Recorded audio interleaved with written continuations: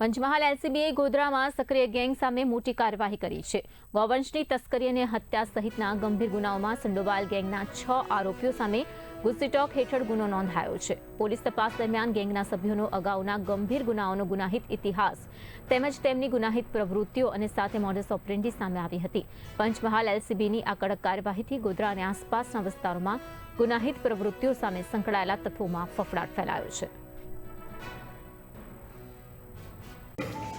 પંચમહાલ જિલ્લામાં ડીઆઈજીપી વિધિ ચૌધરી સાહેબ અને એસપી શ્રી ડૉક્ટર હરેશભાઈ દુધાત સાહેબની સૂચનાથી એલસીબીના પોલીસ ઇન્સ્પેક્ટર AB વોરા ગુનાખોરી અને સતત એકથી વધુ ગુના નોંધાયેલ હોય તેવા ઇસમો બાબતે દફતર ચકાસણી કરી અને કુલ 6 આરોપીઓ વિરુદ્ધમાં ગૌવંશના કતલના અને ગૌ તસ્કરીના ગુના નોંધાયેલા હતા।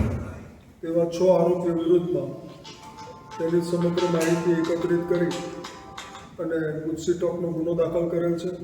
જે 6 પૈકી એક આરોપીની એલસીબીએ એને ડિટેન કરીને તપાસ કરનાર અધિકારી શ્રી નાયબ પોલીસ અધિક્ષક નવીન આહિર કાનૂન વિભાગને સોંપેલ છે। બાકીના 5 આરોપીઓ હાલમાં જ્યુડિશિયલ કસ્ટડીમાં હોય તેઓને નામદાર કોર્ટથી ટ્રાન્સફર ઓર્ડર મેળવી અને ગુનાના કામે મેળવવા અને અટક કરવાની કાર્યવાહી ચાલુ